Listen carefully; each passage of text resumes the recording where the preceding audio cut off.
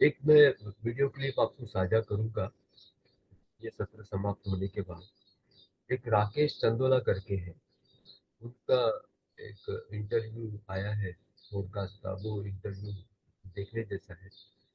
ये राकेश चंदोला जी कहते हैं कि 20 वर्षों की उम्र तक, यानी जन्म से ही कुछ कमजोरी थी उनको, कि जिसके कारण अ, हमेशा बीमार रहते थे। और 20 वर्ष यानी ग्रेजुएशन तक तो उनको ऐसी 17 बीमारियां हो गई थी कि डॉक्टरों ने हाथ ऊपर कर दिए थे कि अब ये जीवित नहीं रहेगा।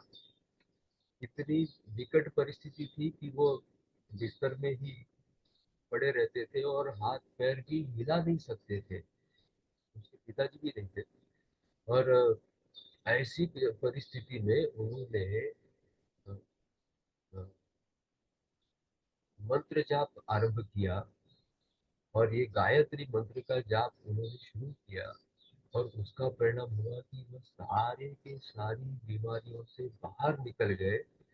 पढ़ाई फिर से शुरू की, सीए बन गए, सीएस बन गए, एमबीए बन गए, ऐसे बहुत सारी डिग्रियां ली। ये ध्वनि के विज्ञान के ऊपर अपने शास्त्रों में लिखे हुए अन्य बाकी के उपवास जैसे विषयों पर उन्होंने गहन रिसर्च किया। उनके कहने के हिसाब से उन्होंने 4-4 महीने तक उपवास किया, जिसमें जल भी नहीं लिया, कुछ नहीं, केवल हवा के ऊपर वो जीवित थे और स्वस्थ रहते थे। कुछ महीनों के लिए तो केवल पत्ती खाकर, तुलसी की 2 पत्तियां खानी वही पर्याप्त, ऐसे भी व्रत करके देखे उन्होंने। शास्त्र में जो लिखा है उसके हिसाब से वो लिखा है। वो पूरा इंटरव्यू में डालता हूँ अपने समूह पर। केवल मंत्रोच्चार से हमें आध्यात्मिक उन्नति तो मिलती है, लेकिन ये ऐसी जटिल बीमारियां तक हम इसको दुरुस्त कर सकते हैं, ठीक कर सकते हैं। ऐसे ये मंत्र का विज्ञान है। जैसे कहा कि 4 महीने तक उन्होंने अन्न या पानी कुछ नहीं लिया, फिर भी वह जीवित रहे। ये कैसे संभव हो सकता है? तो 4 महीने तो ठीक है, अपने शास्त्रों में तो उल्लेख है कि अपने ऋषि मुनि 12-12 वर्षों तक तपस्या करने के लिए बैठे रहते थे। तो 12 वर्षों तक व्यक्ति कुछ भी खाए पिए बगैर कैसे जीवित रह सकता है, कैसे बैठ सकता है, कैसे उसकी साधना चल सकती है? अपने शास्त्रों में एक उल्लेख है कि हम लोग हनुमान जी को कहते हैं, उनका और एक नाम है मारुति। मारुति क्यों कहा जाता है? क्योंकि वो मरुत पुत्र मारुति, मरुत यानी पवन।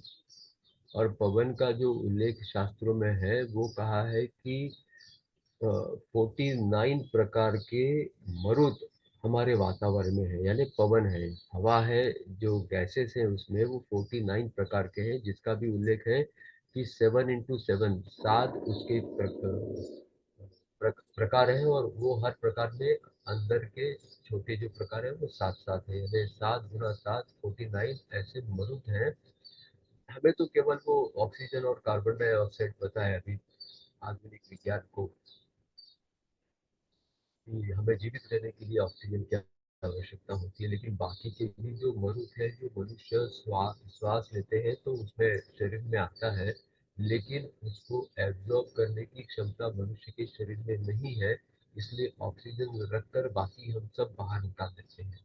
जैसे जैसे साधना बढ़ती है तो वैसे वैसे अनेक मरुद, ये पवन, ये गैस हमें एब्जॉर्ब करने की क्षमता बढ़ती है। जैसे एक गैस ऐसा होता है जो हम अगर उसको अच्छे से ले सके तो हमें भूख नहीं लगेगी।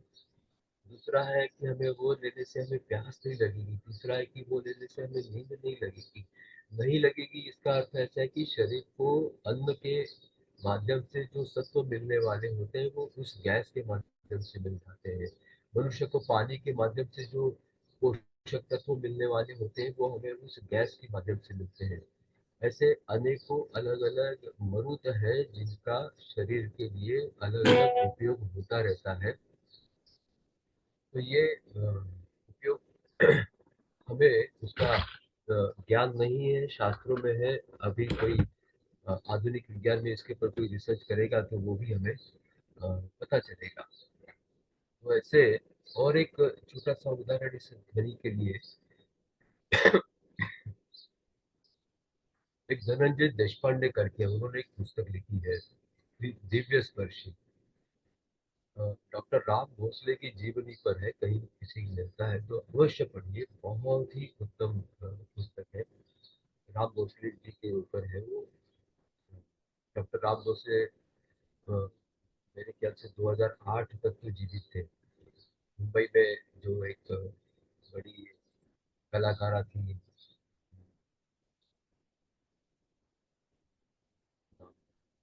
जूही चावला, उनके घर पे उनका निवास होता था। तो अभी तो नहीं है, लेकिन उनके ऊपर ये पुस्तक लिखी है, बहुत अच्छी। मैंने करीब 3-4 बार पढ़ी है वो।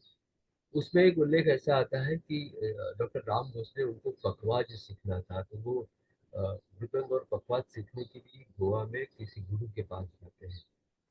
और करीब 2 साल वहाँ सीखने के बाद उनके गुरु को आदेश होता है कि काठमांडू जाकर पशुपतिनाथ को मुझे मृदंग सुनाना है, बजाना। तो वो गुरुजी अपने कुछ शिष्यों के साथ काठमांडू पहुंचते, और काठमांडू में वहाँ पशुपतिनाथ के मंदिर के बाहर चौक, वो बैठने के लिए चौक था, वहाँ पर बैठ जाते हैं और वहाँ पर मृदंग बजाना आरंभ करते हैं।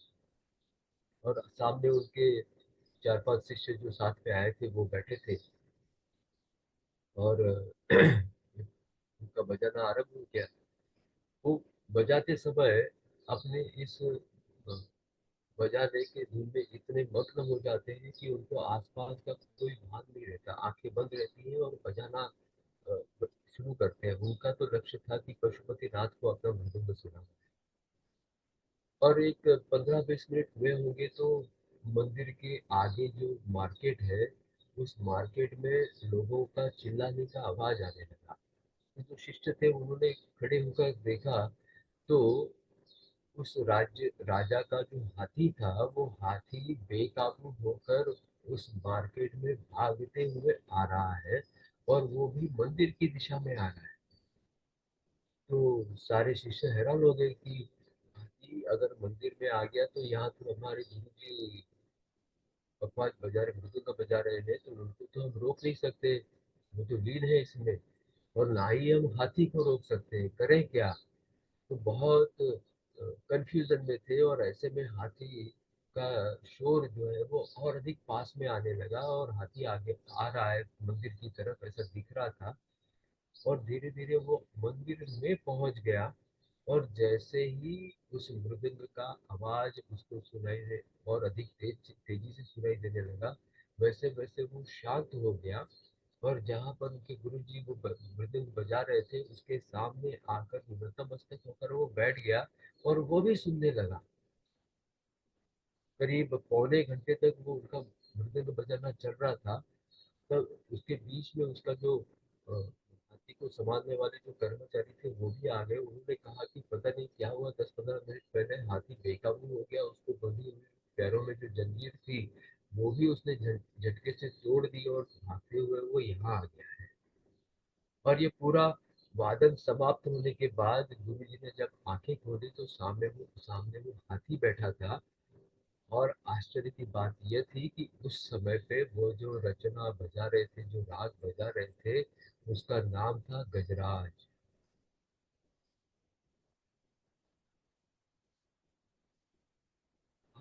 सोच सकते हैं कि ये ध्वनि केवल मनुष्य पर नहीं, तो सभी प्राणियों के ऊपर भी उतना ही प्रभाव करता है, जो हम अ, उनको भी वश में लाने का प्रभाव इन अपने ध्वनि शास्त्र में अपने यहाँ होता था। तो ऐसा ये ध्वनि शास्त्र जो है, वो उसका अभ्यास अपने शास्त्रज्ञों ने, अपने ऋषि मुनियों ने बहुत ही अच्छे से किया था। तो ये ध्वनि का आरंभ कैसे होता है?